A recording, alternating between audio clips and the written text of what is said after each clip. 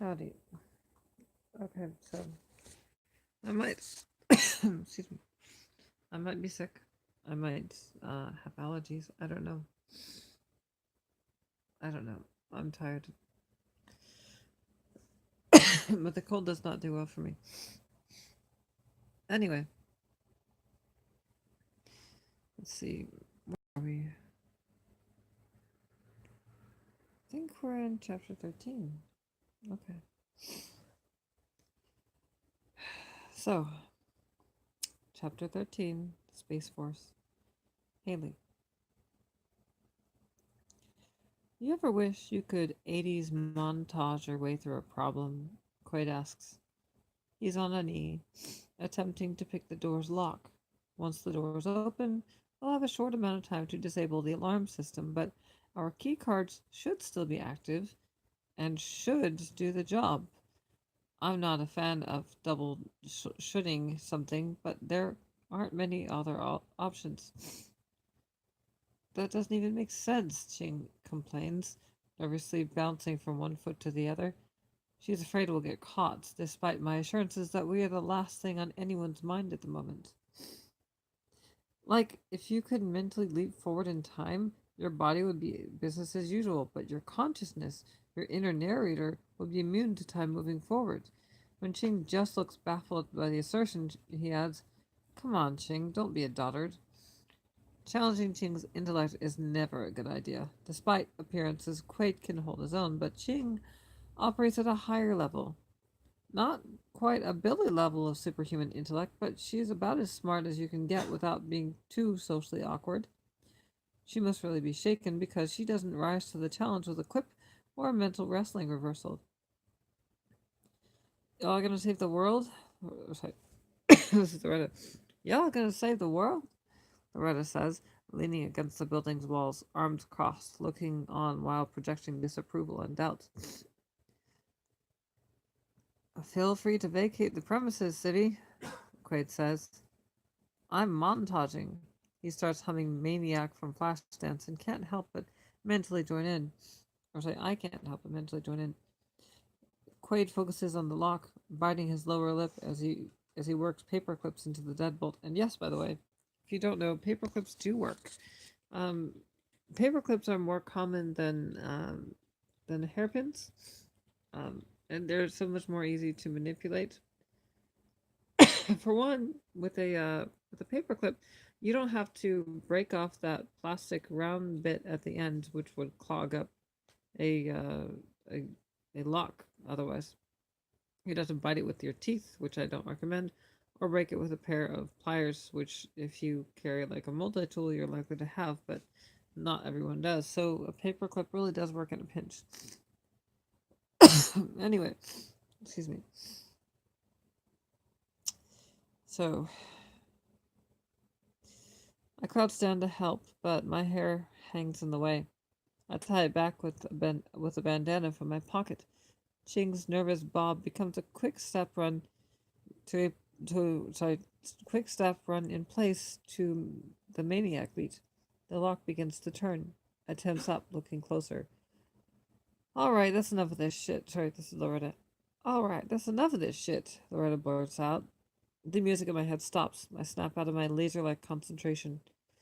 We almost had it. Quaid complains. Y'all have been montaging for 5 minutes and aren't any closer to open that door. Plus, you're doing a shit job with the song that I first broke the lawn chair to. Broke the lawn chair? Quaid asks, turning to Loretta, who is sitting behind the wheel in the Charger. Drop the skittle, she says. Open the Pringles? Pringles? Quaid is baffled as I am. Once you pop, Loretta says. Oh, Quaid says, but I still don't understand until he translates. You got deflowered to maniac? She shrugs. Was was that or bowling? Now the Charger roars to life. Get out of the damn way. The tap tap tap of Ching's feet, still running to the tune, catches my attention. Ching? Nothing. Ching! She flinches to a stop, touching down hard after being lost in the montage. I help her out of the way as Loretta revs the engine. The car sounds like it could plow through one end of the building and out the other. Tires spin. The car lurches forward. The door folds inward a few inches as Loretta gently nudges it with the car's front end. Then she pulls back, puts the car in park, and sets the safety brake. The door swings open. Well, that was anticlimactic, Quaid says. It's open, ain't it? Loretta says. Ignoring the argument, I step inside, locate the beeping security panel, and swipe my card. The red light turns green, and the hallway lights blink to life. I've only been to the launch pad twice before, once for a tour, and then again for an orientation, which was brief. After that, it became apparent that never really had a chance to fly the experimental craft within the facility's lone hangar. I head up the stairs, feeling like a student who was returned to school after the summer to find the place eerily haunted and devoid of what made it feel alive. People. When Space Force started losing funding, the T-1 Rex was the first program to be scrapped, despite billions being spent on research and prototype construction. The first and only space fighter developed on Earth has been collecting dust since. I've logged hundreds of hours in the flight sim, but I've never set foot in the real thing. I step into the control tower, looking over the high-tech consoles where 20 people should be seated, ready to provide support to Space Force's one and only fighter pilot, me. But the screens are powered down and blank, and the seats are empty. Kinda creepy, Jing says. I think she's talking about the base's empty dead vibe, but then she runs a finger over the desktop. The place hasn't been dusted in years. Right.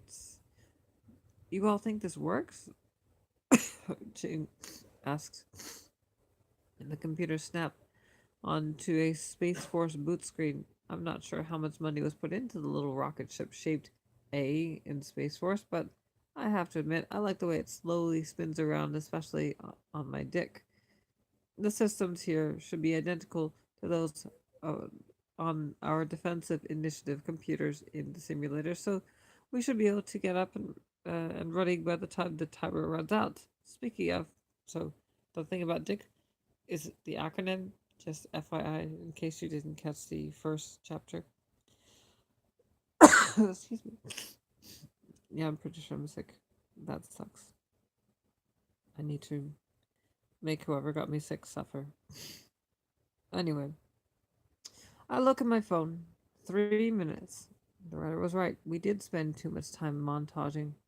I turn to find Quaid at the back of the room, beside a wall-mounted control panel. He pushes buttons one by one, bringing the launch pad to life. Ching sits at one of the consoles, waiting for the system to finish booting. Loretta takes a seat next to her, says, "Comfy," and then leans back. How many millions of my taxpayer dollars did each of these... Yarg! The chair's front wheels lift off the ground, and the rear set rolls forward as though the furniture took offense to her criticism and decided to suplex her. Loretta rolls off the chair in a fluster, waving her hand at her face, like she's overheated. Oh, Lord, I have done been attacked. Oh, wow. Someone's racist. Whoever wrote this sounds racist. Way too cliche. Racist cliche. She calms down when we have a laugh at her expense. Uh-oh, problematic. Watch out for them rolling chairs. Or sorry, this is Quaid saying it. Watch out for them rolling chairs, Quaid says, or you might not live long enough to be killed by aliens.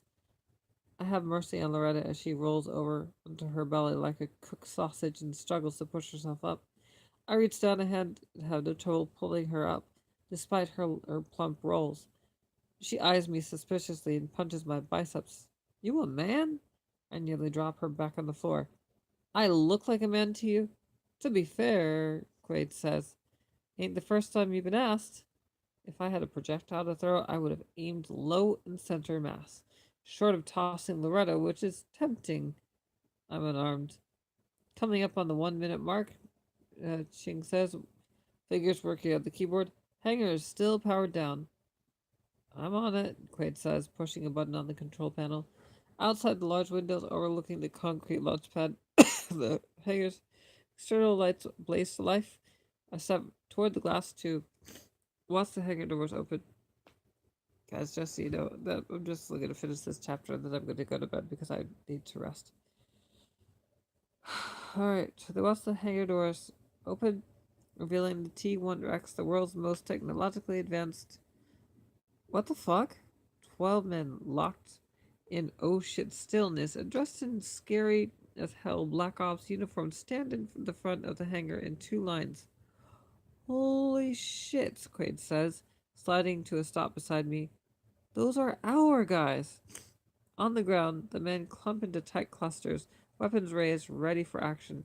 They're heavily armed and well trained. I've seen Stone and Taylor move with the same kind of disciplined fluidity, but there's something more ominous about these men.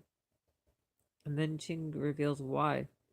No, Spetsnaz. When I was a teenager, I liked this guy named Todd Richard. In hindsight, he was strange and hairy, but he played the drums like a magician, so I crushed hard. I wasn't big on parties then. It was awkward being taller than boys my age, but Todd was the host, and he had invited me personally. That was going to be the night, I believed. Todd was going to break my lawn chair. Only it wasn't, and he didn't. I walked in on Todd with two of my friends. It was a sucker punch to the taint that left me staggered and winded, hearing that the men outside are from Russia's most elite fighting force, like fucking grizzly bears with guns and vodka for blood, has a similar effect. I leaned forward, hands on the console to catch my breath, while trying to make out their uniforms for any identifiable insignia, but their black gear and armor is featureless. Are you sure? She turned her monitor toward me, revealing a security feed zoomed in on the men. Don't look at what they're wearing, look at what they're holding. Their weapons, I realized, and I scanned the men. I see an AKM, which is a modernized AK-47, an OSV-96, a sniper rifle, and a VSS Vera Torres, which I once heard Stone called the limp dick of the Russian military. The sound suppressed rifle fire is fast and accurate at range, but it uses 9mm ammo, a relatively small caliber compared to the heavy hitting 7.62 used in most Russian weapons. That said, it works just fine against adversaries without body armor, which we are. It's at that moment that most of the men stand up straight and level an index finger at us. Quaid, Loretta, and I dropped down like a bunch of kids caught playing the ding dong ditch, but that's a little too late. Too late. They're coming, Ching says. On the screen, the two lines of Spetsnaz charge toward the control tower. They make it just 10 steps before a high pitched scream, like that of a tortured leprechaun whose pot of gold was shit in by Richard Simmons, blares from everywhere and nowhere and knocks us all to the ground, hands clasped over our ears. It's from this lonely position that I look up through the big windows and see the silhouettes of a parachute sail past overhead. The cavalry has arrived, I think. But then I notice that all of the parachutes are red, and with a bold yellow #1 stenciled in the middle. #1? Who the hell is #1? When the sound comes to an abrupt stop and my thoughts clear, I remember Stone and Taylor's rants about gaming cheaters. China. China is #1. Alright. So that's all I'm gonna do tonight because I am sick.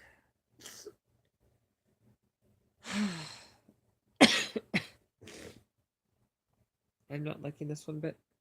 Arizona is not supposed to be cold. I live in the Valley of the Sun. We should not be cold. We should be warm. Why the hell am I getting cold? Why do I have icy wind in my face when I ride to work? It's just frustrating to me. I really hate it. Anyway, I'm gonna go rest. I'll see y'all later. Have a good night.